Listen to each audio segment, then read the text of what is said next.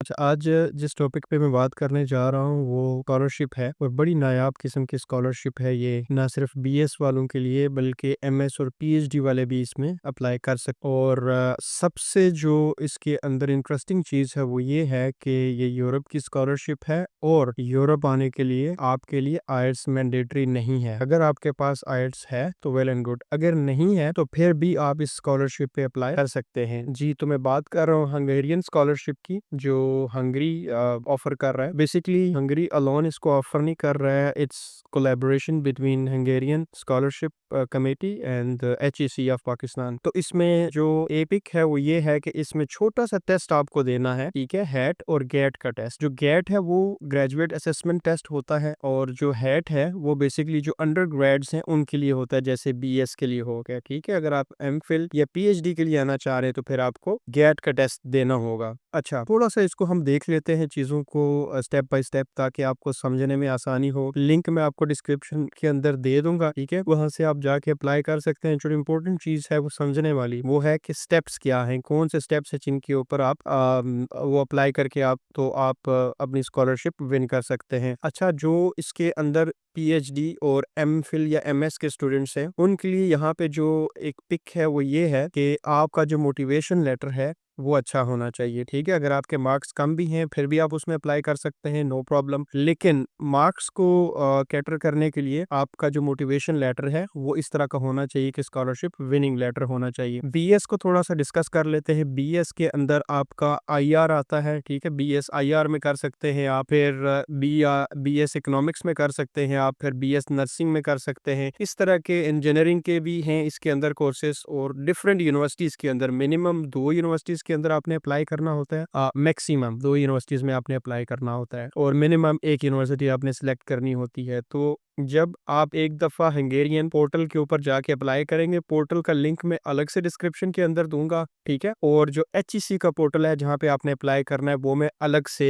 नीचे कमेंट के अंदर मैं जाके मेंशन कर दूंगा। तो दोनों आपको लिंक एक ही जगह पे मिल जाएंगे, ठीक है। अब देखते हैं स्टेप बाय स्टेप हमने क्या करना है। सबसे पहले आपने जो हंगरी की गवर्नमेंट की वेबसाइट है उसके ऊपर आपने चले जाना है, वहां पे आपने अपना अकाउंट बनाना है। अकाउंट बनाने के बाद जो जो चीजें वो पूछता जाएगा वो बड़ा सिंपल सा है प्रोसेस, आपको ना वो बस देखेंगे तो आपको समझ आ जाएगी। सबसे पहले आपने अपनी पर्सनल इन्फॉर्मेशन देनी है, पर्सनल इन्फॉर्मेशन के नीचे फिर एकेडमिक इन्फॉर्मेशन है, एकेडमिक इन्फॉर्मेशन के नीचे फिर आपने अपने जो कॉन्टेक्ट्स डिटेल है वो वहां पे देनी है। कॉन्टेक्ट्स डिटेल के बाद फिर आपने अपना मोटिवेशन लेटर उसके अंदर अपलोड करना है। मोटिवेशन लेटर के बाद आपने वहां पे अपने रेफरेंस लेटर ऐड करने हैं, ठीक है। रेफरेंस लेटर के बाद वहां पे आपने अपने लैंग्वेज को भी एंटर करना है कि आपकी जो नेटिव लैंग्वेज है, जो मदर टंग है वो कौन सी है। तो जिनकी उर्दू है वो उर्दू उसके अंदर एंटर करे, बाकी सिंधी पश्तो पंजाबी वगैरह उसके अंदर होता नहीं है, क्योंकि पाकिस्तान की नेशनल लैंग्वेज जो है वो उर्दू है, तो उर्दू ही उसके अंदर होगी। तो सेकेंडरी लैंग्वेज आप उसके अंदर इंग्लिश भी मेंशन कर सकते हैं। अच्छा, कुछ यूनिवर्सिटीज ऐसी हैं जो आप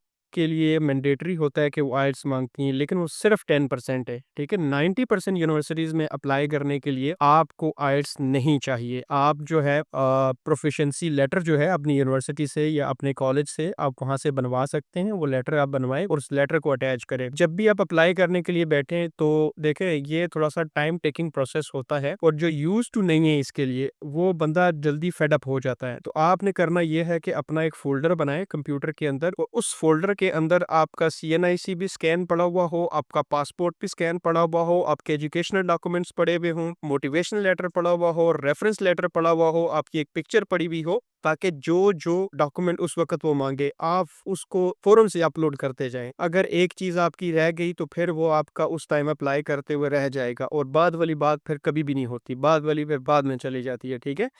हंगरी में आपने अप्लाई कर लिया, ठीक है, आपने सबमिट कर दी अपनी एप्लीकेशन। उसके बाद आपने क्या करना है, आपने एचईसी की वेबसाइट पे आ जाना है, ठीक है। ईटीसी की वेबसाइट है वो मैंने लिंक के अंदर दी हुई है डिस्क्रिप्शन में।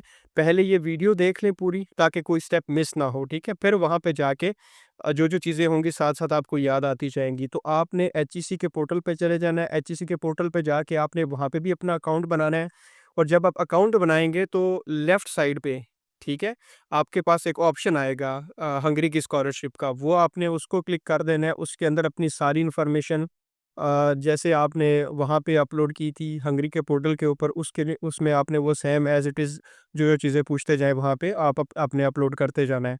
अच्छा, जो मोस्ट इम्पोर्टेंट चीज़ है, जो मैं अपनी हर वीडियो में आप लोगों को बताता हूँ कि डॉक्यूमेंट्स आपके अटेस्टेड होने चाहिए, ठीक है? आपने अपने डॉक्यूमेंट्स अपने बोर्ड से टेस्ट करवाने हैं, ठीक है? अगर आप एमएस या पीएचडी के लिए जा रहे हैं तो फिर इंटर या मैट्रिक के ज़रूरी नहीं है कि रिज़ल्ट आप करवाएँ टेस्ट, ठीक है? लेकिन अगर आप बीएस के लिए जा रहे हैं तो फिर लाज़िम है कि आप अपना मैट्रिक भी और एफएससी या एफए जो भी आपने किया हुआ है, ये दोनों आपने वहाँ से अटेस्ट करवाने हैं। सबसे पहले बोर्ड से, अब जितने भी बोर्ड हैं ऑनलाइन अटेस्ट करते हैं, ऑनलाइन ही आपने फ़ी पे करनी है ईज़ी पैसा से और ऑनलाइन ही आप उसको जो अटेस्टेशन फॉर्म है उसको डाउनलोड कर सकते हैं। अच्छा, आपके पास मैट्रिक, इंटर ये दोनों चीज़ें आपके पास हैं, सनद या रिज़ल्ट कार्ड जो भी है, ठीक है? और साथ में एक लेटर वो होगा जो आपका कंसर्न बोर्ड होगा जहाँ से आपने वेरीफ़ाई कराया है अपनी डिग्री को या अपने रिज़ल्ट कार्ड को, एक डॉक्यूमेंट वो होगा। तो ये कितने डॉक्यूमेंट हो गए? ये 3 डॉक्यूमेंट हो गए टोटल, ठीक है? मैं बीएस की बात कर रहा हूँ। ये 3 डॉक्यूमेंट्स आपने लेके आईबीसीसी इस्लामाबाद में चले जाना है। अगर वहाँ पे कोई आपका बंदा है, नहीं है तो कोरियर के थ्रू भी आप करा सकते हैं। यहाँ पे ऊपर आपको डिस्क्रिप्शन के अंदर ना वो मिल जाएगा लिंक उसका आईबीसीसी से अटेस्टेशन का, तो वो वीडियो आप बाद में देख सकते हैं, ठीक है? आपने वहाँ से आईबीसीसी से भी करवा लिया, फिर उसके बाद आपने मिनिस्ट्री ऑफ फॉरेन अफेयर से सिर्फ जो आपकी लास्ट डिग्री है उसको अपोस्टाइल करवाना है, ठीक है? अगर बीएस के लिए अप्लाई कर रहे हैं तो आपकी लास्ट डिग्री जो बनती है वो एफए या एफएससी की बनती है, वो आपने अटेस्ट करवानी है। अगर आप एमफिल के लिए अप्लाई कर रहे हैं तो फिर बीएस की डिग्री और ट्रांसक्रिप्ट दोनों करानी है, ठीक है? अच्छा, एफए की एक क्यों करवानी है? एफए की एक इसलिए करवानी है कि जो मोस्ट ऑफ द केसेस में एफए या इंटर या एफएससी के अंदर आपका जो आपकी जो डिग्री होती है उसी के ऊपर मार्क्स भी लिखे हुए होते हैं। लेकिन बीएस, एमएस और पीएचडी के सिनेरियो में ऐसा नहीं है। वहाँ पे आपका जो डिटेल्ड मार्कशीट है वो अलग से होती है जिसको ट्रांसक्रिप्ट बोलते हैं और जो आपकी डिग्री है वो अलग से होती है। डिग्री के ऊपर मार्क्स नहीं लिखे हुए होते। इस सूरत में वो लाज़मी होता है कि आप दोनों को अटेस्ट करवाएँ, ठीक है? अच्छा, वहाँ पे भी आपने जहाँ-जहाँ भी अप्लाई करना है तो आपने स्कैन करना है इन डॉक्यूमेंट्स को। तो आपने बोर्ड से भी करा लिया टेस्ट, आपने आईबीसीसी से भी करवा लिए, उसके बाद आपने मोफा से अपोस्टाइल करवाना है। मोफा से अपोस्टाइल करवाने का कंप्लीट प्रोसेस यहाँ पे आपको इस वीडियो के अंदर आपको नज़र आ रहा होगा, यहाँ पे क्लिक करके बाद में आप देख सकते हैं, ठीक है? अच्छा, ये सारी चीज़ें होगी तो जहाँ-जहाँ आपने डॉक्यूमेंट्स अपलोड करने हैं ना वो ये अटेस्टेड करने हैं। डॉक्यूमेंट अपलोड करने का जो दुरुस्त तरीका है, ठीक है? सबसे पहले आपने फ्रंट से स्कैन करना है अपने डॉक्यूमेंट को। फॉर एग्ज़ाम्पल अगर आपकी मैट्रिक की सनद है, फ्रंट से स्कैन करना है, फिर आपने बैक से स्कैन करना है। बैक से स्कैन करने के बाद वो जो एपोस्टाइल करवाया हुआ डॉक्यूमेंट है आपने, उस डॉक्यूमेंट को एक पेज छोटा-सा लगा हुआ होता है, उसको अलग से आपने स्कैन करना है। तो एक पीडीएफ के अंदर आपके 3 पेजेज़ होंगे, ठीक है? पहला पेज कौन-सा होगा आपका? आपकी सनद का फ्रंट, दूसरा बैक और तीसरा वो एपोस्टाइल का, ताकि वो एपोस्टाइल जब उसको स्कैन करें तो वो डायरेक्टली उनको उस पोर्टल पे लेके जाए जहाँ से वो वेरीफाई होगा। अच्छा, ये था इसका सारा प्रोसेस। तो 15 जनवरी तक इसकी लास्ट डेट है और एचईसी में जब आप अप्लाई करेंगे तो जनवरी के अंदर उनका जो हैट है और गेट है वो टेस्ट का स्केड्यूल भी आ जाएगा। उसकी ऑलमोस्ट 2000 समथिंग इतनी कोई फ़ी है आपकी, वो आपने फ़ी पे करनी है। आपने जो लास्ट डिग्री है उसी के मुताबिक अपनी डिग्री चूज़ करनी है और डिग्री जो चूज़ करेंगे उसी के मुताबिक आपने अपना टेस्ट भी देना होगा। एचईसी जो टेस्ट लेगा उसमें मिनिमम 50 मार्क्स आने चाहिए आपके, ठीक है? अगर आपके नॉर्मली नंबर कम हैं एफएससी में या बीएस में या एमएस में, तो आपके पास बड़ा अच्छा चांस है कि आप अच्छी-सी तैयारी करें। डोगर एंड सन्स वालों की बुक ले लें एनटीएस की, ठीक है? गेट की भी होती है, हैट की भी होती है। इसके अलावा ऑनलाइन वेबसाइट्स हैं, वहाँ से जाके पाक एमसीक्यूज़ है, वहाँ से जाके आप तैयारी कर सकते हैं।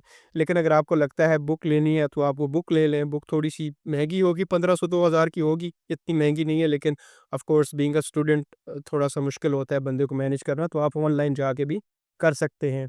अच्छा, टेस्ट के अंदर आप कोशिश करें ज़्यादा से ज़्यादा अपना स्कोर करें, कम से कम 70 प्लस हो अगर आपका, तो फिर आपके चांसेस ज़्यादा हैं कि आपको, क्योंकि ये कोटा बेस होता है। कोटा सिस्टम से मुराद ये है कि कश्मीर का कोटा ऑलरेडी मुख्तस होता है कि इतने लोगों को इस साल कश्मीर से भेजा जाएगा, इतने परसेंट लोगों को पंजाब से भेजा जाएगा, इतने परसेंट लोगों को केपीके से भेजा जाएगा, ठीक है? तो उसमें जितने ज़्यादा नंबर आपके होंगे उतने ज़्यादा आपके चांसेस हैं कि आपकी उसके अंदर फाइनल जो मेरिट लिस्ट लगेगी उसके अंदर आपकी एलोकेशन हो जाएगी। तो अच्छे से प्रिपरेशन करें और ये अप्लाई करें, अप्लाई कर दें एज़ सून एज़ पॉसिबल और जैसे ही अनाउंस होगा जनवरी के अंदर हेड और गेट, उसके लिए भी मैं एक अलग से वीडियो बनाऊँगा और इन डिटेल आपको सारी चीज़ें बताऊँगा कि किस तरह से आपने स्कॉलरशिप को सिक्योर करना है।